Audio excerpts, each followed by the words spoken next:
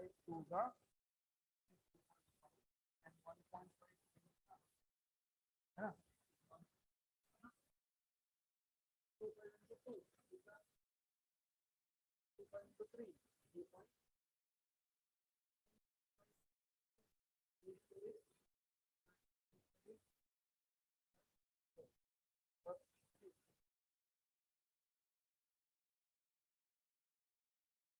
तो अगर आपको ऐसा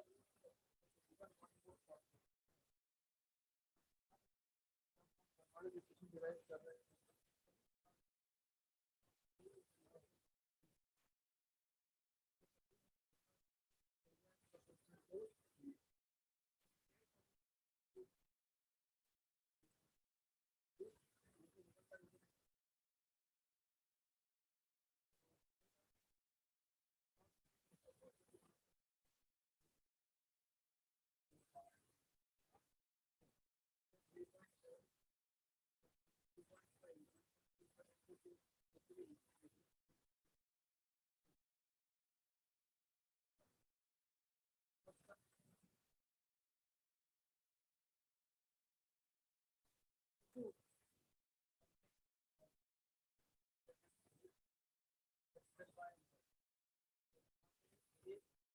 साइड में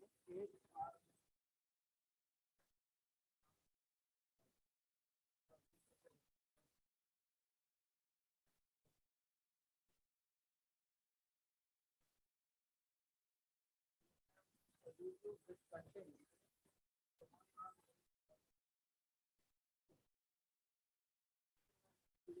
यहाँ पे मर्क्यूरी है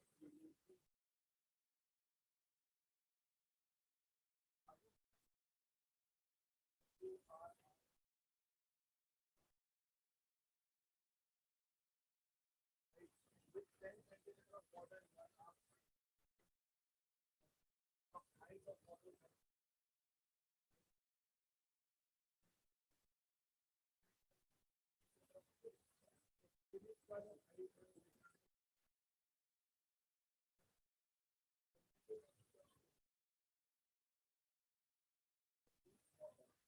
आपको basically upon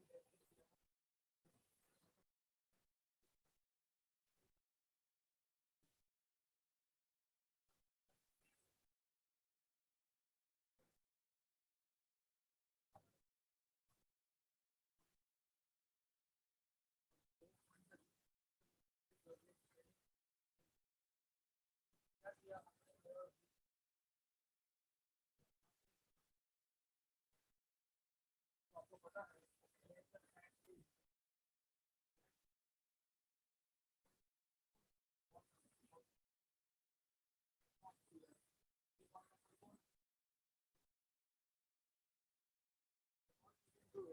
pressure at C equal to pressure at C but pressure eight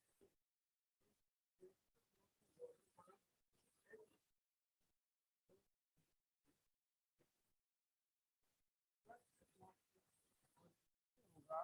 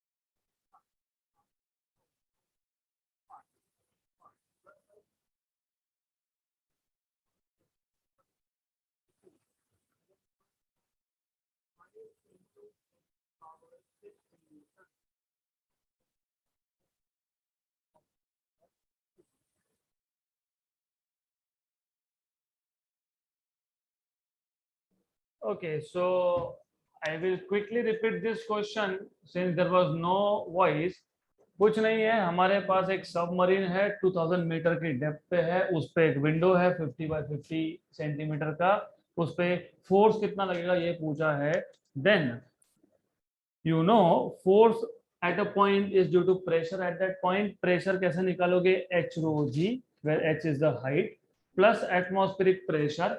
So you will have p equal to h rho g plus p naught. P minus p naught equal to h rho g. ये question number 1 मिल गया. But delta p is force upon area, दोनों को equate कर दोगे तो f upon a equal to h rho g, f equal to h rho g a. Substitute values and do required calculations. You get 5 into 10 power 6. Next question. So h rho g equal to f upon a. F is h rho g a. H was 2000, मतलब 2 into 10 power 3. तो ये आ गया h. You have h. Rho is 10 power 3. Density of water. G is 10 और A is 50 into 50 centimeter square. 50 into 50 is 2500 centimeter square को metre square में convert करोगे तो 10 power minus 4 आएगा. And when you do all these calculations, you will get 5 into 10 power 6 Newton, which is option number C. Next question. Next question, a piece of solid weighs 120 gram in air. Important question है. You have a piece of solid जिसका air में wait है 120 ग्राम, उसी का water में wait है 80 ग्राम, उसी का 60 ग्राम होना चाहिए, उसी का 60 ग्राम है in another liquid, in a liquid. So same solid when in air weight is 120 gram, same solid same body when in water 80 gram and 60 gram when kept in a liquid. Relative density of solid and that of liquid are respectively. Relative density मतलब पता है, density upon density of water. तो relative density of solid ये general formula है, हम specific formula बनाएंगे इसका. Relative density का जनरल फॉर्मूला आता है density in air upon density in water upon density in water, density of water basically, right. This is what you get.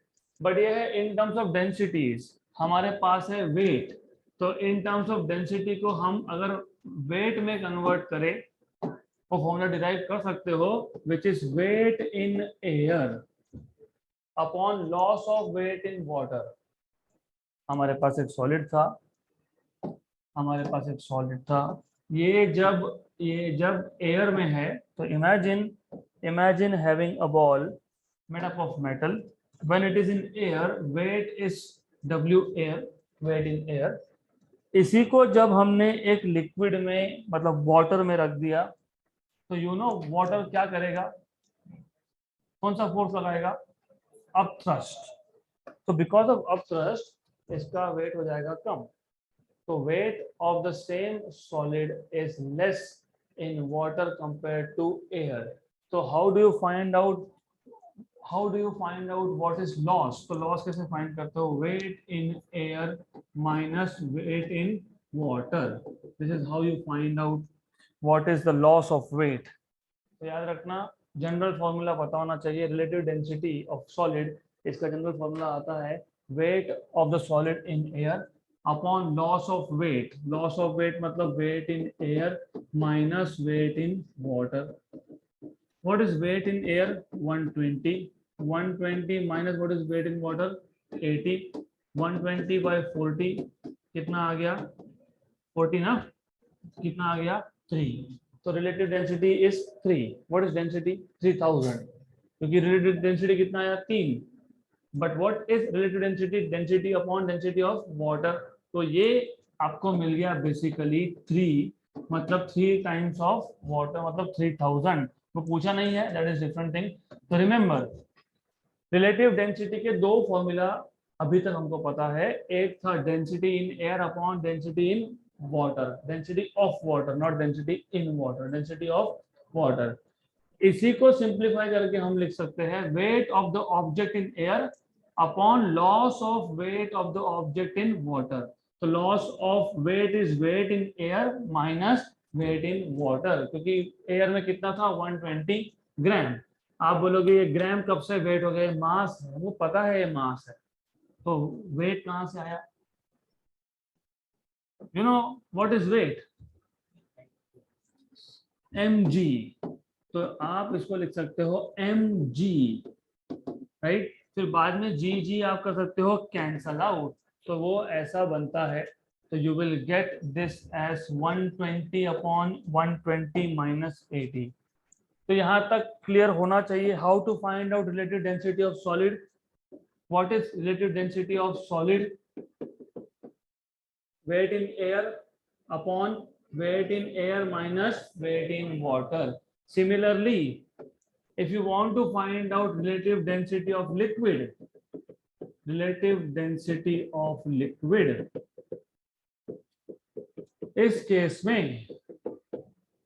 इस case में थोड़ा सा चेंज आएगा and you should know what is the change in the formula of this. So do you know how to find out what is relative density of liquid? Solid में क्या किया हमने, weight in air upon loss of weight in water. ये solid का relative density था.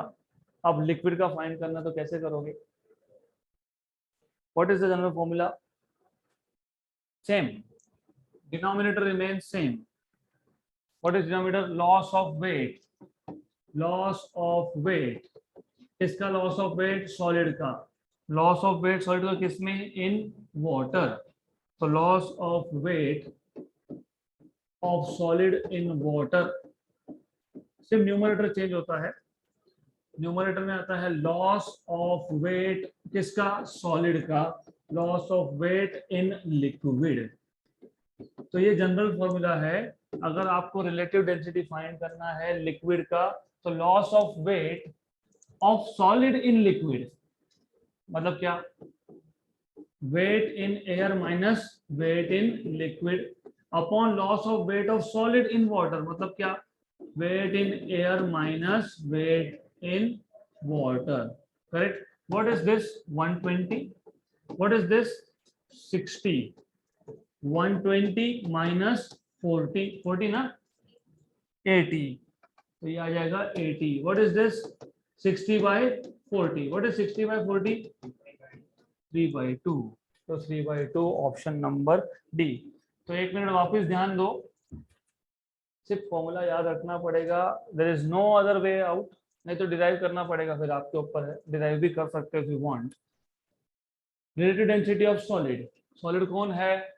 जो body था वो.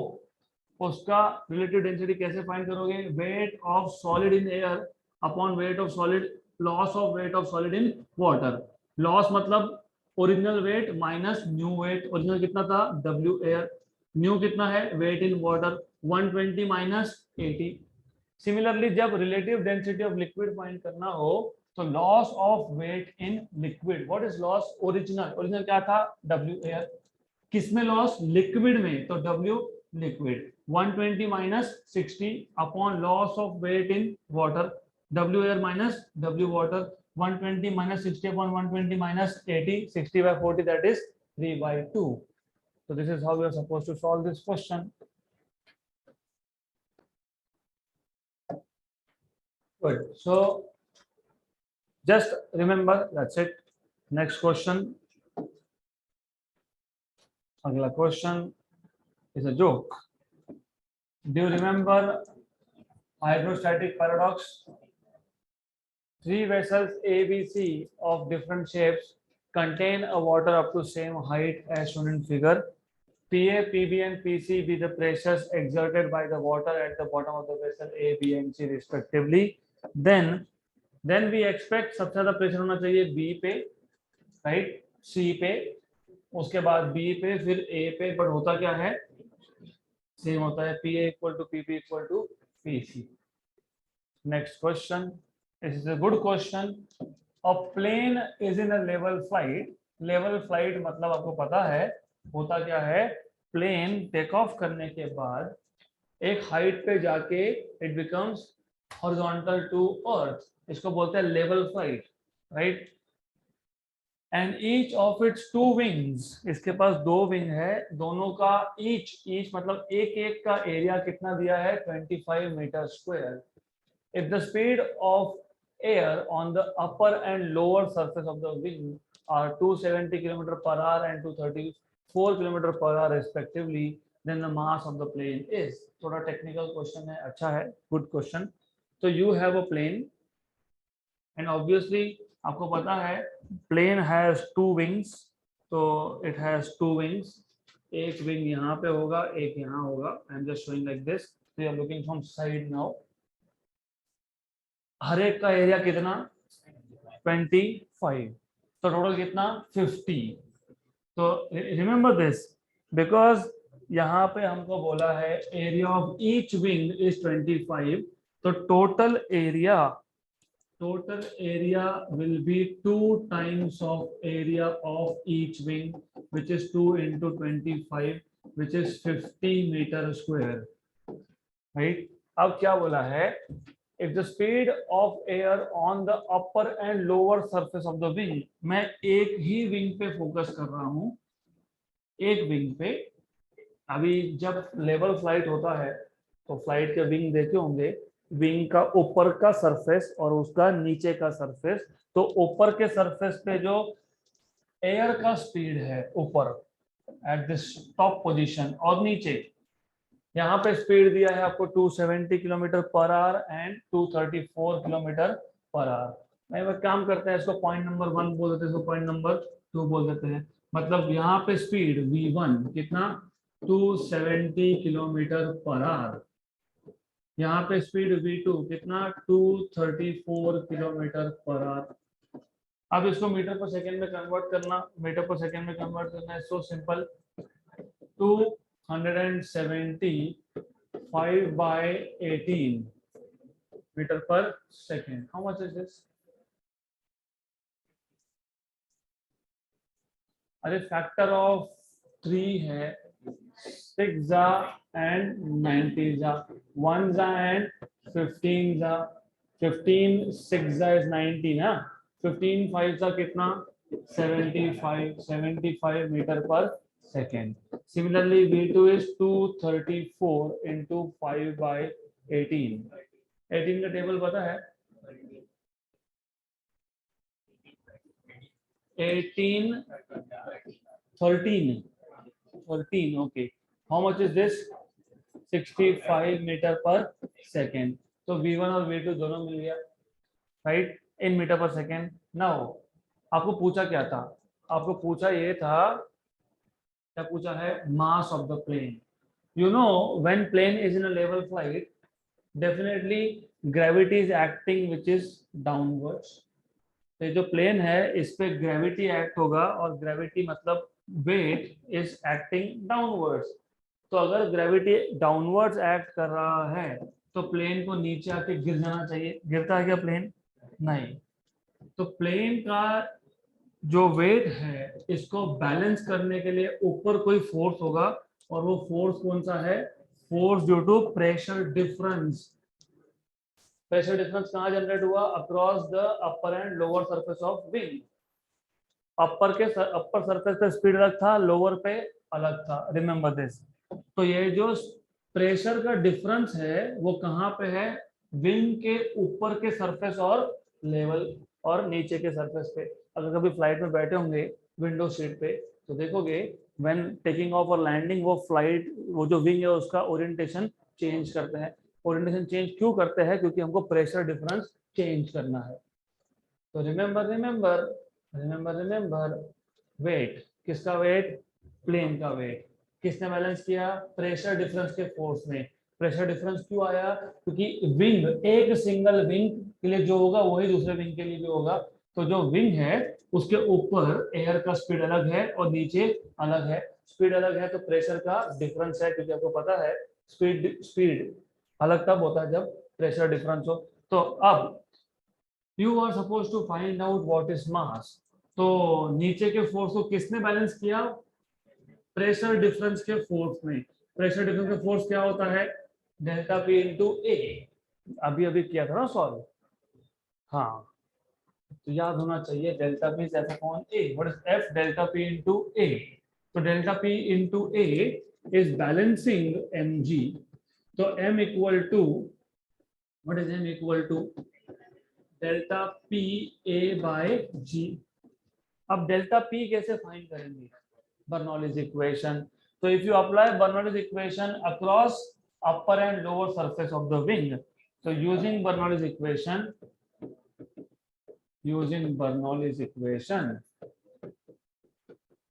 अगर आपको आगे जाके एरोनॉटिक्स में जाना है तो आपको बर्नौलीज इक्वेशन पता होना चाहिए। तो according to Bernoulli's equation P1 plus half rho V1 square plus rho G H1।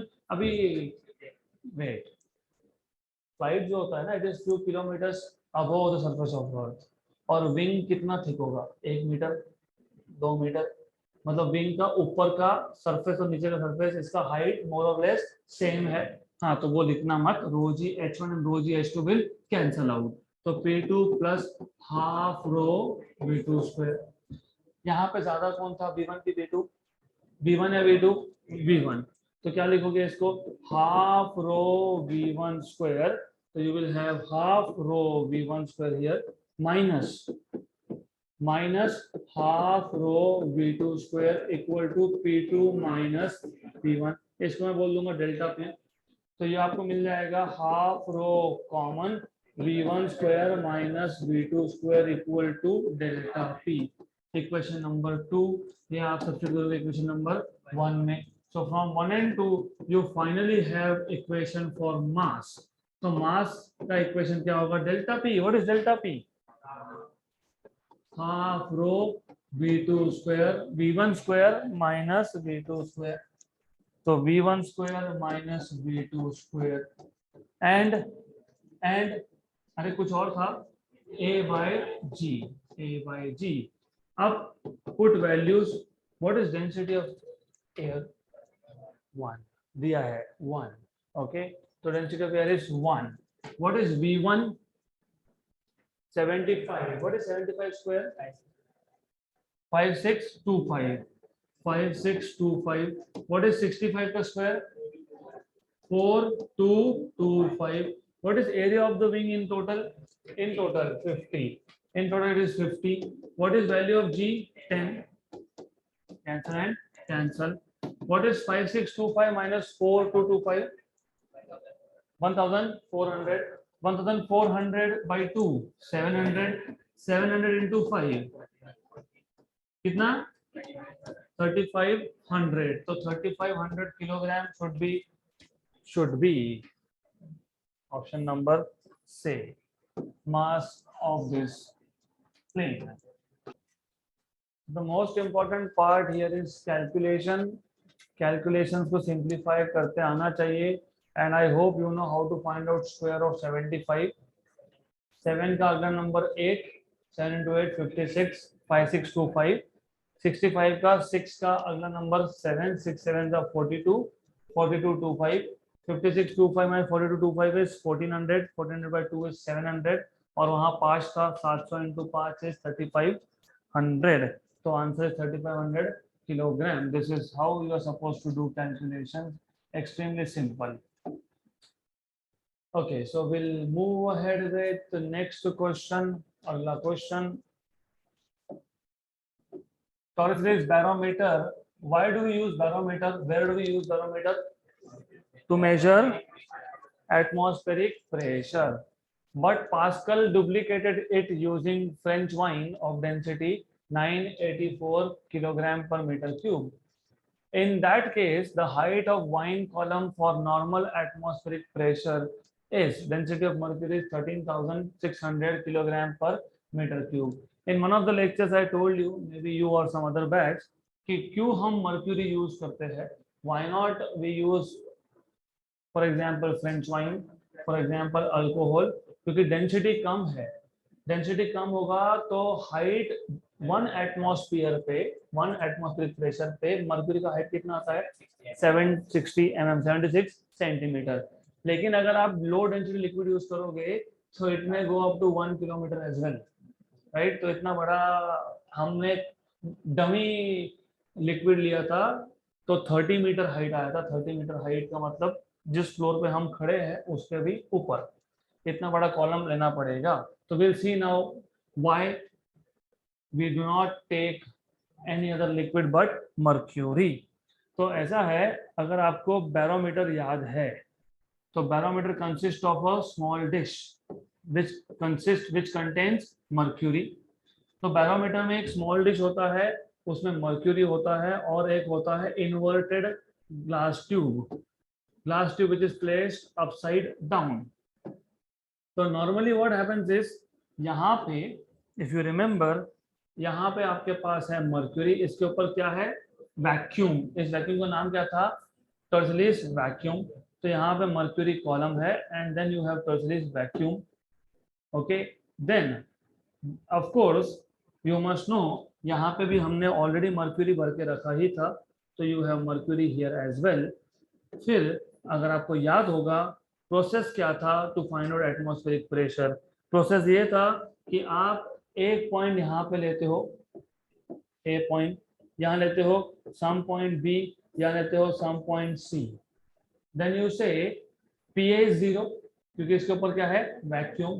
P B, अगर ये हाइट है h तो P pressure at B equal to H rho G plus pressure at A, but pressure at A is 0। तो PB is H rho G, but B और C point same horizontal level पे है, तो PB equal to PC, but PC is equal to atmospheric pressure because C is directly open to atmosphere. Therefore आपको मिल जाएगा atmospheric pressure as H rho G. This was working of a normal barometer. अब अगर मेरे पास ये barometer, इसमें mercury था, if I replace mercury by French wine, तो अगर मैं यहाँ पे मर्क्यूरी की जगह पे फ्रेंच वाइन डाल देता हूँ, तो definitely what is going to happen is, बाकी सब तो सेम रहेगा, for sure everything else will be same, what will change is column length, तो कॉलम लेंथ चेंज होगा तो हमको बैरोमीटर का जो ट्यूब है इसको भी बड़ा लेना पड़ेगा, you have to take a bigger tube here, और बाकी सारा प्रोसेस होगा same, everything else will be same, right. तो यहाँ पे ये कॉलम का लेंथ बढ़ जाएगा, it will be much much bigger now, तो ऐसा आने वाला है, this is what you going to get. ये जो ए पॉइंट है, इस ए पॉइंट को वापस कहाँ सरकाओगे, ऊपर, ऊपर ए पॉइंट के ऊपर क्या है, नथिंग, नथिंग मतलब क्या है, वैक्यूम, राइट, बाकी सब सेम, यहाँ पे भी प्रोसेस वही, P B equal to H rho ji plus P A, सिर्फ यहाँ पे H किसका है, फ्रेंच वाइन का, ये H हो जाएगा FW फ्रेंच वाइन का, यहाँ पे H किसका था, मर्क्यूरी का, यहाँ पे डेंसिटी किसका है, मर्क्यूरी का, यहाँ पे डेंसिटी किसका है, फ्रेंच वाइन का, तो density of French wine, PB equal to H rho ji plus PA, but PA is 0, PB equal to PC, but PC equal to PO, तो यहाँ पे भी सेम, यहाँ पे भी atmospheric pressure is H rho G, this time height of French wine, density of French wine, यहाँ पे था हाइट ऑफ मर्क्यूरी, तो याद रखना ये सब मैं सिर्फ डिटेल में बता रहा हूँ, इतना कुछ करने की जरूरत ही नहीं है, मैं शॉर्टकट भी बता दूंगा। तो इक्वेशन नंबर 1 मतलब मर्क्यूरी बैरोमीटर यूज करके, टॉरसिक बैरोमीटर यूज करके भी एटमॉस्फेरिक प्रेशर मिलेगा, पास्कल्स बैरोमीटर यूज करके भी आपको एटमॉस्फेरिक प्रेशर मिलेगा।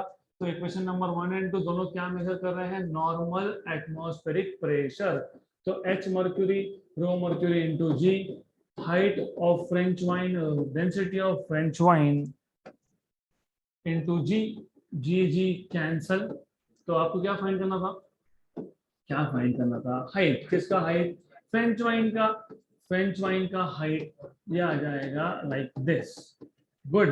What is height of mercury column for a normal atmospheric pressure, 0.76 metre में, तो 0.76, what is density of mercury, 13,600, and that of French wine is 984 बोला है ना, 984, 13,600 upon 984, how much, roughly 1.5, roughly 1.5 मतलब 15, यहाँ पे 15 आएगा ना, this is roughly 15 इंटू 0.75 कितना होता है, अरे ये है 1 जा, ये है 15 जा, 15 इंटू 3/4 कितना होता है, 0.75 मतलब कितना, 3/4, हाँ तो कितना होता है 3/4 of 15, what is half of 15, 7.5, right, what is half of 7.5,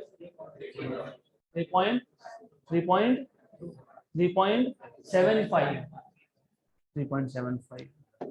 How you do calculations is much more important than anything else. 0.76 मतलब 0.75 मतलब 3/4, किसका 3/4, 15 का 3/4, 3/4 कैसे करते हो, पहले 1/4 तो कर लो, व्हाट इज 1/4, अभी आपने बताया, राइट, तो ये 1/4 3 बार कितना, 3 और 3 9, 0.75 3 बार 11 point something, तो 10 11, see ऑप्शन नंबर बी 10.5। अब इंपॉर्टेंट थिंग इज, अगर मैंने फ्रेंच वाइन यूज किया होता तो 10.5 मीटर का हाइट मिलता, 10.5 metre, how many feets, 1 metre is approximately 3 feets, 1 metre is 3 feets, तो 30 metre is sorry 10 metre is 30 feet. हाँ, तो 31.5 फीट का आपको कॉलम बनाना पड़ता to measure 1 atmospheric pressure, and that is why what do we use is mercury. So do we have any shortcut for this? Yes, terms and conditions apply कि आपको equation याद है। जैसे ही आप बैरोमीटर ये वर्ड सुनते हो, as soon as you hear this word barometer, तो you should know, what you should know is barometer में हम एटमॉस्फेरिक प्रेशर मेजर करते हैं by measuring height of mercury column, और एटमॉस्फेरिक प्रेशर आता है हाइट ऑफ मर्क्यूरी कॉलम से HM rho mg। Barometer तो बैरोमीटर है, चाहे उसको पास्कल्स ने डुप्लीकेट किया या मैंने डुप्लीकेट किया, वो क्या करेगा, एटमॉस्फेरिक प्रेशर ही मेजर करेगा। एट द मोस्ट हम कर क्या सकते हैं, लिक्विड चेंज कर देंगे। तो हमने क्या डाल दिया उसमें, फ्रेंच वाइन, तो सिर्फ डिफरेंस इतना ही है, मेजर तो वो वही करेगा, क्या करेगा, एटमॉस्फेरिक प्रेशर। तो डायरेक्टली आप इन दोनों को इक्वेट कर लेते तो क्वेश्चन यहीं पे खत्म हो गया था। इतने सारे स्टेप्स की जरूरत थी नहीं, because I told you, theory में मैंने ये लिख के दिया था, there are two types of pressure meters, one is barometer, bracket में लिखा था it is used to measure atmospheric pressure, और हमने इक्वेशन देखा था H rho g। तो यहीं पे क्वेश्चन खत्म। Height of French wine will be height of mercury, density of mercury upon density of French wine। जिनको नंबर्स थोड़ा अच्छे से पता है और जिनको ये भी पता है कि ये होता है 0.76 हाइट ऑफ मर्क्यूरी कॉलम, और ये है 13,600 अपॉन रफली 900, तो 13/9, 13.5/9 is 1.5, तो ये आ जाएगा 15, क्योंकि 1360 अपॉन 984 इज 1.5, ये 13,600 है, तो 15 into 0.76 इज अप्रोक्सीमेटली 11 मतलब 10.5। डन। अगला question, a metal ball B1 of density 3.2 gram per centimeter cube is dropped in water, while another metal ball B2 of density 6 gram per centimeter cube is dropped in a liquid of density 1.6 gram per centimeter cube. If both the balls have same terminal velocity, same diameter and attain same terminal velocity, दोनों का diameter same मतलब कौन same, radius same, दोनों का velocity भी same, ratio of viscosity पूछा है of water to that of liquid. मैं इसको डायरेक्टली शॉर्टकट मेथड से ही बताने वाला हूँ।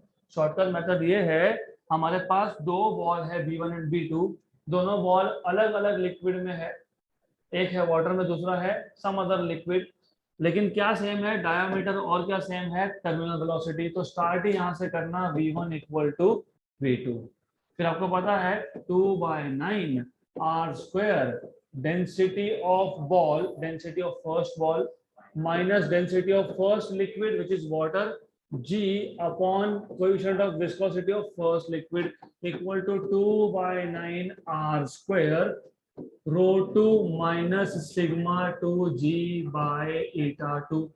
डायमीटर सेम था तो रेडियस सेम है, तो कैंसल, दोनों और वही है तो g भी कैंसल, 2/9 भी कैंसल। आपको क्या पूछा है, ratio of viscosity eta1 bye eta2, तो eta1 इसको वहां शिफ्ट करूंगा अपॉन eta2, ये आ जाएगा आपका ρ1 minus sigma 1 upon ρ2 minus sigma 2। ρ1 कितना दिया है, 3.2। सिग्मा 1 इज वाटर के लिए होता है 1, क्योंकि ये ग्राम पर सेंटीमीटर क्यूब है, तो what is density of water, 1 gram per centimetre cube. What is density of second ball, 6। What is density of second liquid, 1.6। What is 3.2 minus 1 is 2.2। What is 6, 4.4। 1/2 0.5, option number B. Question था 20 number question, 0.5।